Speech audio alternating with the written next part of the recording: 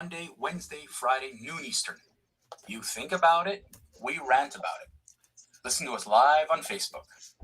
You know, when they say listen to us live, I was just joking with David Solomon in Montreal. My name is Stuart Brisgel, but I said, I got a face for radio. And someone commented that I drink and I eat while we do our rants.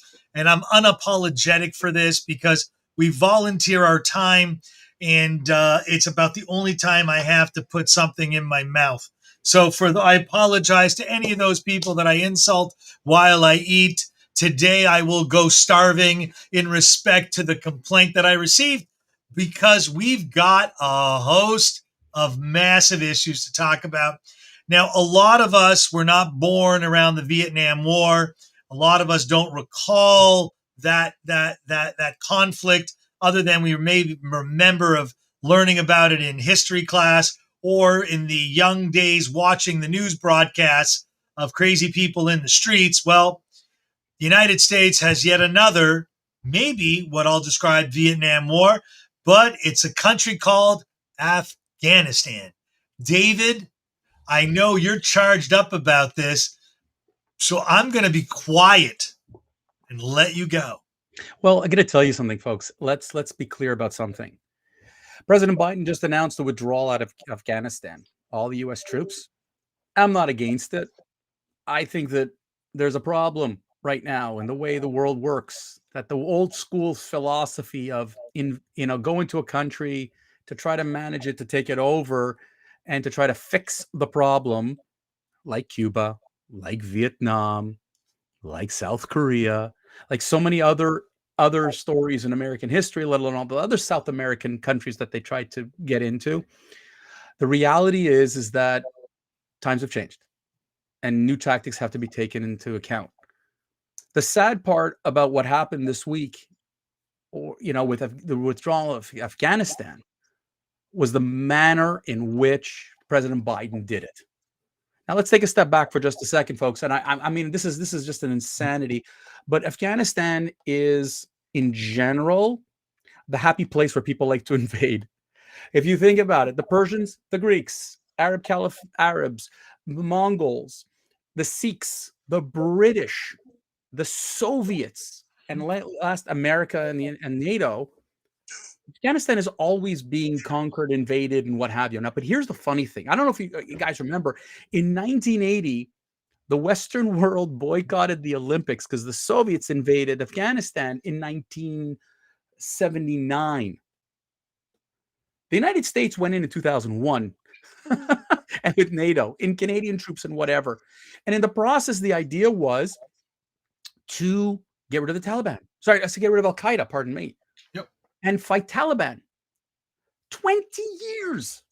The longest war right now in American history. Thousands of deaths. And where do we get to? According to President Biden, he said he'd set up in his press conference, just not that long ago, he stressed that the United States has set up the Afghan army to defend itself, that the Biden administration helped to secure a transfer of government, in that the leadership can handle it. And in one fell swoop, President Biden withdrew in a hasty manner, leaving a massive vacuum in which the Taliban has now taken over the entire country. The American troops who died there, veterans who fought there, Canadians, other NATO allies, are infuriated by what's going on. If you've seen the pictures of Afghanis jumping on the airplane to try to get on there, squeezed into a sardine can of a Hercules to try to get into. I mean, guys, folks, this is scary. And why is it like Vietnam? Is because that's how the Americans got out of Vietnam in 1975. They just packed up and got the heck out of there. And in turn, let the armies that they were fighting simply take over the country without a scratch. Everything that they fought for over 20 years is dead, gone. I mean, how sad is that? Now, Stuart, here's the great part of it all, right? Finally, the media and allies are questioning how things were done. President Biden has been attacked by both parties, his allies, and even the media. He's gone on a media offensive to defend what he's done. I'm Yep. so sorry.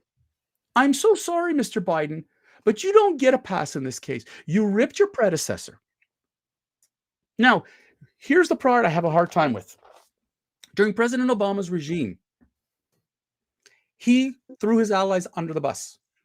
Israel, Saudi Arabia, not to mention God knows who else he threw under the bus in his foreign affairs to make nice with people like Iran. Beauty.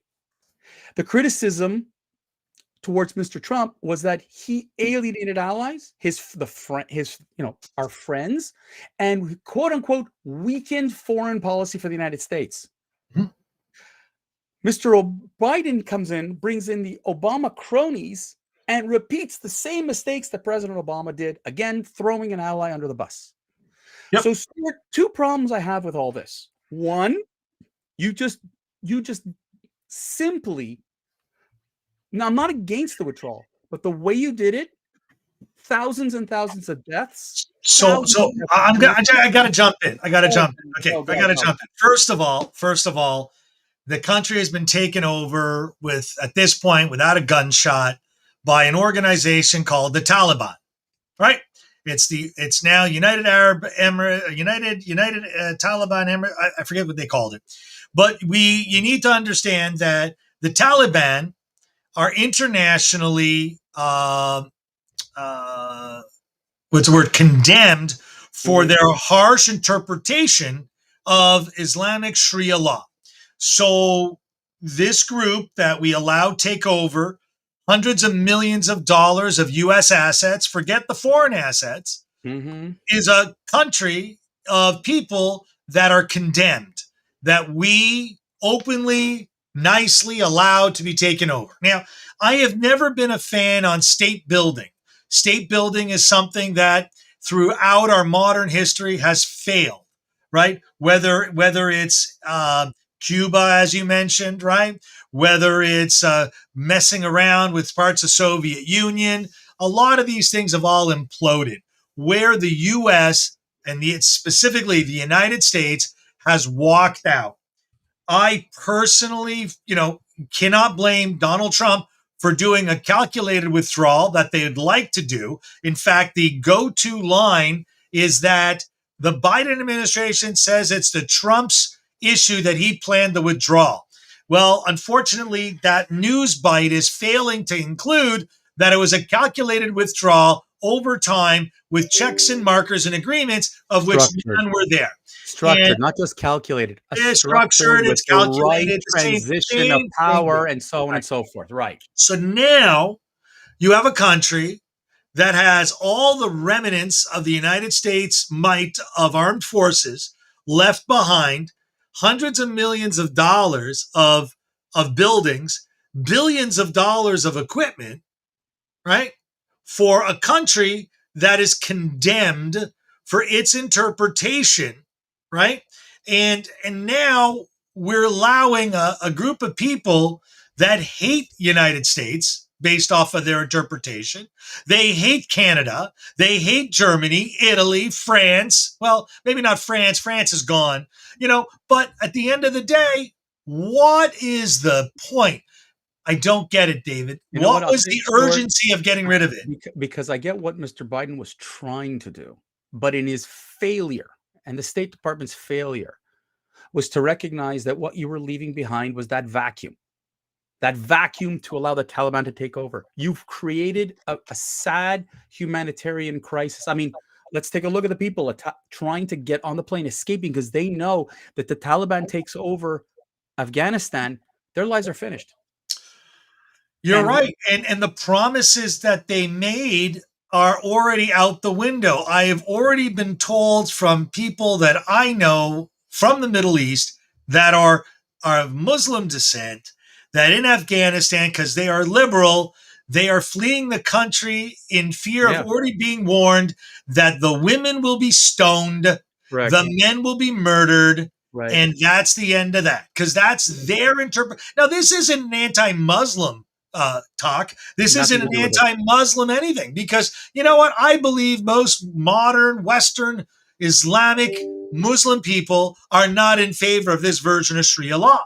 In fact, No. a very good friend I went to high school with is the most fun-loving, peaceful, loving guy you've ever met, and is not a fan of this.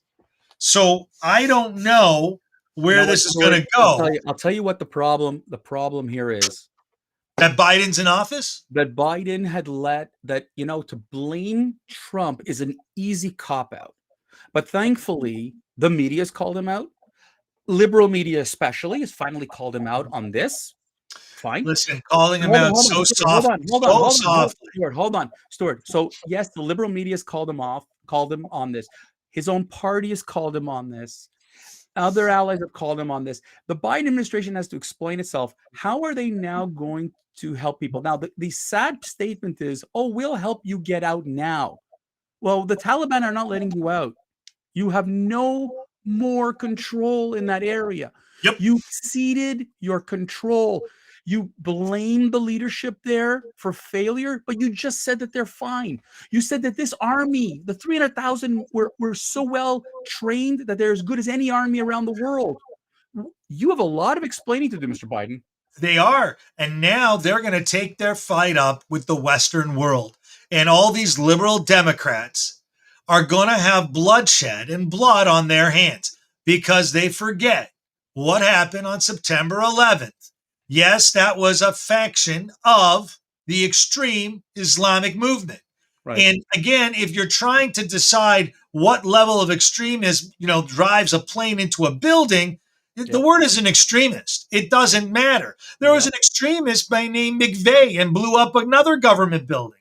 Anyone extreme, right? This is a whole entire sect that is condemned for the amount of extremism that they prophesize. You know what? The millions and millions of people who are now living in Afghanistan, who are hoping for a better lives, just got screwed. It's a problem, man. Who cares? Nobody cares. No, the United Nations is going to sit back and We don't care. And the United Nations is a failed organization of blowhards that really, you know what? That's the one thing actually that our former president started to do, is to hold them accountable or don't give them any money. Well, because all they seem to do is just allow people to talk.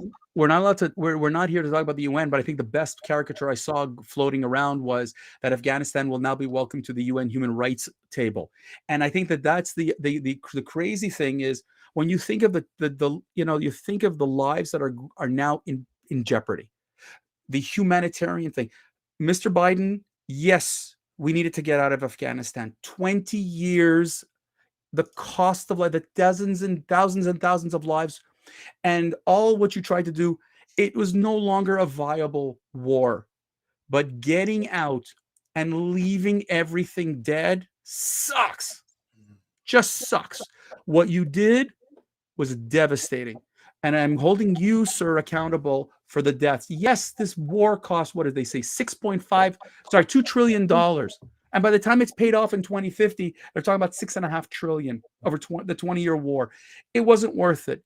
We know that this was a bad situation. But the same way the Americans 40 years ago left Vietnam and left that void, you did the same thing here. And you basically desecrated the lives of the people who fought to protect America, NATO, the Western world from terrorists. Thank you, Mr. Biden, for really making the world an unsafer place. Yep. David, this hump day is coming to an end. We got a lot to do on Friday. You better believe it. So, folks, listen. Let's like just like we did on. We keep doing. We're looking at the news. We're trying to see what's going on, and we are going to attack and deal with everything. So wait till you check us out on Facebook to see what our next, and all of the social media to see what our next rant is going to be. We're going to be back here Friday noon, but we're also here Monday, Wednesday, Friday noon Eastern. Live. Listen to us afterwards on the YouTube channel. Check us out on the YouTube channel where you get your podcast. We love you. We thank you so much for listening. Share the love. We look forward to seeing you again on Friday.